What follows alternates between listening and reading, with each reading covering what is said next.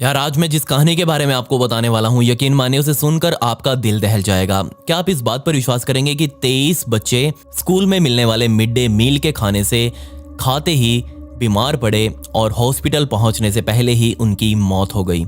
यकीन मानिए बिहार के इतिहास में इतनी बड़ी ट्रेजेडी इससे पहले ना कभी देखी गई थी और उसके बाद जो प्रिकॉशन सरकार द्वारा लिए गए उस वजह से उसके बाद भी कभी नहीं देखी गई। लेकिन ये जो घटना वहां हुई थी, यकीन मानिए इसने पूरे देश को दहला कर रख दिया था। इतना गुस्सा लोगों में भड़का कि उन्होंने स्कूल के अंदर ही उन शवों को दफनाया था। क्या हुआ था इस केस में, क्या हुआ था उस दिन उस स्कूल में, कैसे 23 बच्चे एक झटके में ही मारे गए थे, मैं आज आपको सब कुछ बताने वाला हूँ।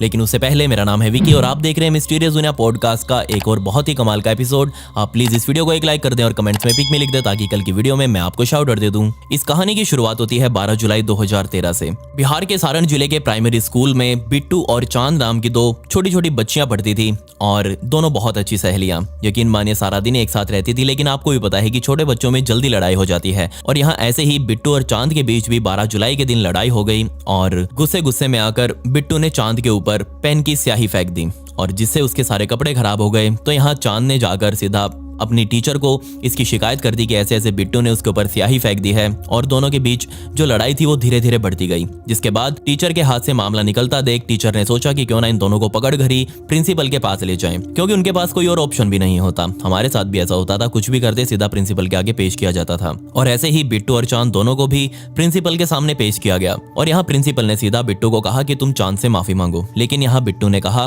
कि नहीं, मैं माफी नहीं मांगूंगी। वो थोड़ी जिद्दी स्वभाव की थी और इसी वजह से गुस्सा होकर प्रिंसिपल मैडम ने बिट्टू से कह दिया कि जब तक तुम चांद से माफी नहीं मांगोगी तब तक तुम्हें स्कूल में मिलने वाला मिड डे मील का खाना नहीं दिया जाएगा। अब यहाँ बिट्टू को इस बात से कोई फर्क नहीं पड़ रहा था कि उसे मिड डे मील का खाना मिले या ना मिले, उसे कोई दिक्कत नहीं थी, वो घर से ले आएगी अपना खाना। लेकिन उसने माफी नहीं मांगी। जिसके बाद 16 जुलाई 2013 का दिन आ गया और फिर उस दिन बिट्टू अपने घर पर ही थी, वो स्कूल नहीं गई थी। उसका घर स्कूल के बिल्कुल ही पास में मौजूद था। लेकिन जैसे ही वो अपने घर से बाहर निकलकर पास ही की दुकान पर कुछ सामान लेने गई तो उसने स्कूल के गेट की तरफ देखा। तो यहाँ बिट्टू ने देखा कि उसकी प्रिंसिपल मैडम स्कूल के गेट से बहुत तेजी से बाहर की तरफ निकल रही है और भागकर कहीं जा रही है और स्कूल के गेट पर काफी भीड़ भी लगी हुई है। तो यहाँ बिट्टू ने सोचा कि वो भी जाकर देखेगी कि उसके स्कूल में आखिर हुआ क्या है। तो वो स्कूल के अंदर गई और उसने देखा कि जमीन पर ही काफी सारे बच्चे मृत पड़े हुए हैं और ये देखकर बिट्टू बहुत ज्यादा डर गई और वो भी सीधा भागकर वापस अपने घर आ गई और घर आकर सब कुछ बताया।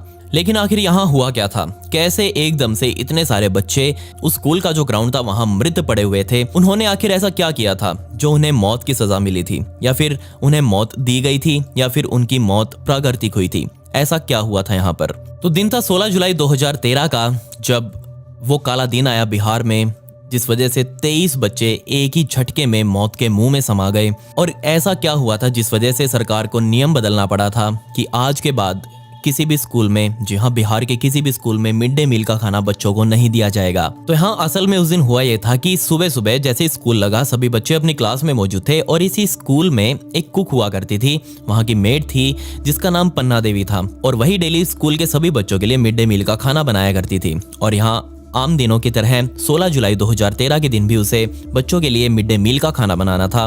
लेकिन उसने नोटिस किया कि जो सामान उसके पास पड़ा हुआ है रसोई में, उसमें सरसों का तेल तो है ही नहीं, जो था वो खत्म हो चुका था। तो जिसके बाद आम दिनों की तरह वो फिर से प्रिंसिपल मैडम के पास गई और बताया कि मैडम ऐसे ऐसे सरसों का तेल जो है वो खत्म हो चुका है और अब बताइए आप क्या करना है, मैं सब्जी कैसे बनाऊं। तो असल में यहाँ सिचुएशन ये थी कि जो भी राशन होता था, जो भी मिड डे मील का राशन सरकार द्वारा दिया जाता था, वो प्रिंसिपल मैडम अपने पास रखती थी अपने घर पर ही, क्योंकि स्कूल के अंदर ऐसी व्यवस्था नहीं थी कि यहाँ राशन को स्टोर किया जा सके, क्योंकि चूहे वगैरह होते थे और भी जो कीड़े मकोड़े थे वो उस राशन को खराब कर सकते थे। इसलिए प्रिंसिपल मैडम अपने घर पर ही उस राशन को रखा करती थी।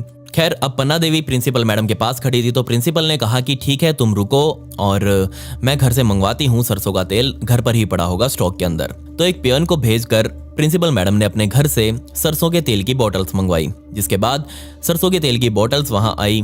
लेकिन ये जो सरसों के तेल की बोतल्स आई थी, ये सरसों का तेल बहुत अजीब था क्योंकि इसका रंग काला पड़ चुका था और जैसे ही पन्ना देवी ने इस तेल को देखा तो उसे बहुत अजीब सा लगा, उसके अंदर से स्मेल भी आ रही थी। जिसकी शिकायत लेकर वो फिर से प्रिंसिपल मैडम के पास पहुंची और कहा कि मैडम ऐसे ऐसे ये जो सरसों का तेल अभी आया है इसमें तो बदबू आ रही है और इसका रंग भी काला सा है।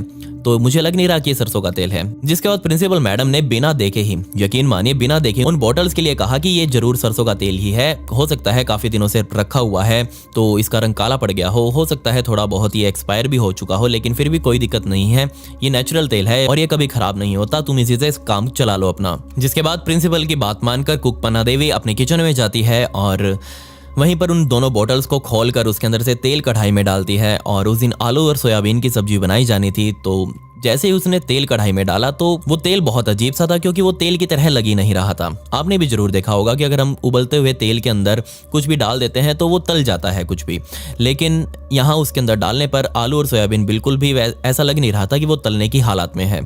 तो यहाँ उसके अंदर से स्मेल भी बहुत गंदी आ रही थी। तो फिर से एक बार कुक पन्ना देवी प्रिंसिपल मैडम के पास जाती है और कहती है कि मैडम, मैंने जो तेल डाला है इसके अंदर से बहुत गंदी स्मेल उठ रही है और ये बिल्कुल काला है और सब्जी भी बिल्कुल काली बन रही है। तो यहाँ प्रिंसिपल मैडम ने फिर से पलट कर जवाब दिया कि कोई दिक्कत नहीं है, जो भी है तुम इसी से बना लो, कोई दिक्कत नहीं है, एक दिन का काम चला लो, कल फिर हम नई बोतल मंगवा लेंगे। खैर अब यहाँ जैसे तैसे कुक पन्ना देवी ने उस तेल के अंदर ही, उस काले से तेल के अंदर ही आलू और सोयाबीन की सब्जी बना डाली, रोटियां भी तैयार थी और साथ में चावल भी तैयार थे। अब यहाँ आधी छुट्टी हुई। आपको भी पता है कि रिसेस की जो घंटी बजती है तभी सरकारी स्कूल या फिर जो भी स्कूल जिसके अंदर मिड डे मील वगैरह बनता है, वहाँ के बच्चे अपना अपना जो टिफिन है वो खाली टिफिन अपने घर से लेकर आते हैं और अपना टिफिन ले लेकर सीधा उस किचन की तरफ चल पड़ते हैं जहाँ मिड डे मील तैयार होता था। तो ऐसे ही 16 जुलाई 2013 के दिन भी उस रिसेस की घंटी बजी और सभी बच्चे, छोटे छोटे बच्चे, अपना अपना टिफिन लेकर कुक पन्ना देवी के पास पहुंच गए और कहने लगे कि हमारा खाना डाल दो। तो यहाँ एक एक कर पन्ना देवी ने अब सभी बच्चों के टिफिन में वो खाना डालना शुरू किया।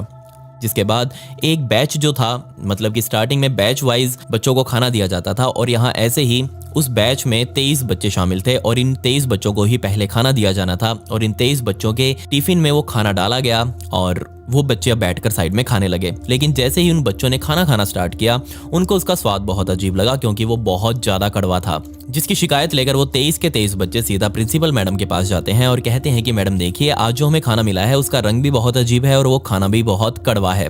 जिसके बाद मैडम कहती है कि शायद हो सकता है इन बच्चों के खाने का मन ना हो और ये घर से कुछ खा कर आए हो या फिर इन्होंने बाहर से कुछ खा लिया होगा, इसलिए ऐसे बहाने कर रहे हैं, ड्रामे कर रहे हैं। और फिर पलट में प्रिंसिपल मैडम कह देती है कि अगर तुम्हें खाना हो तो खा लो, यही खाना बना हुआ है। अब बच्चों को डराया धमकाया गया तो ऑब्वियसली बच्चे तो अब मान ही जाएंगे किसी की भी बात। और यहाँ तो वैसे भी प्रिंसिपल मैडम थी, उनकी बात वो कैसे टाल सकते थे।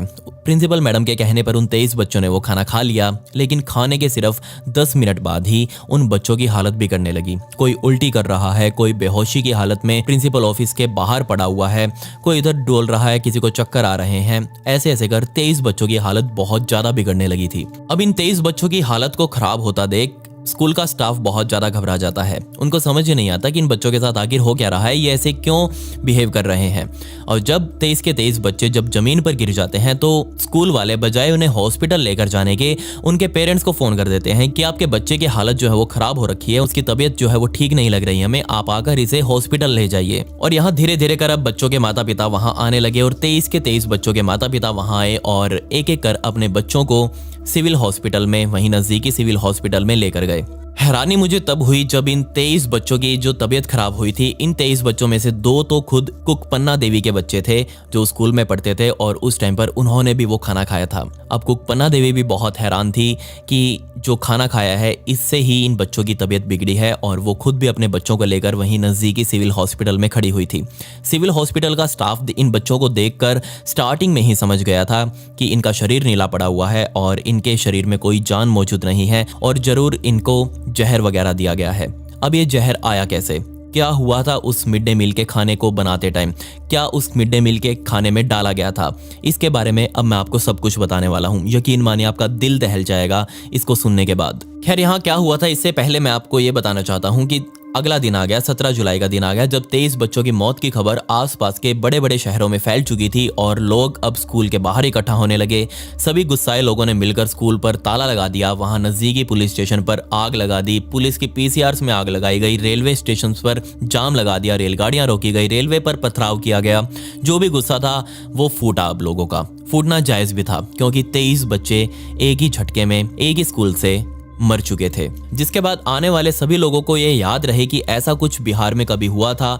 इसी बात को ध्यान में रखते हुए गांव के लोगों ने सभी 23 बच्चों की लाश को उसी स्कूल के ग्राउंड में दफनाने का सोचा। जी हाँ, सोच कर देखिए, सभी 23 बच्चे जो स्कूल में पढ़ा करते थे, उस स्कूल में खेला करते थे, उस स्कूल में अपना फ्यूचर बनाने की सोच रहे थे, वहीं पर उनकी लाश को दफना दिया गया और उसके ऊपर बाद में स्मारक भी बनवाया गया ताकि आने वाले लोगों को ये याद रहे कि स्कूल ने कैसी गलती करी थी, कैसा प्रशासन स्कूल का था। तो यहाँ पुलिस टीम के साथ साथ अब फॉरेंसिक टीम भी इस प्राइमरी स्कूल की उस किचन में पहुंचती है जहां पर यह खाना बनाया गया था, और जो खाना बचा हुआ था उस दिन का, उसके सैंपल यहाँ फॉरेंसिक टीम उठाती है और अपने साथ जांच के लिए लैब में ले जाती है। तो आगे की जांच में डॉक्टर्स को ये मिला कि इस खाने के अंदर तो ऑर्गेनोफॉस्फेट मौजूद है, जो एक तरह का कीटनाशक है जिसे हम खेतों में कीटनाशक की तरह यूज करते हैं अपनी फसलों के लिए। इसके अलावा जिन डॉक्टर्स ने उन 23 बच्चों का पोस्टमार्टम किया था, उन्होंने भी बताया था कि इन बच्चों के शरीर से ही नहीं बल्कि इनके मुंह से भी एक टॉक्सिक वेपर नाम की गैस जो थी उसकी बदबू आ रही थी, और वो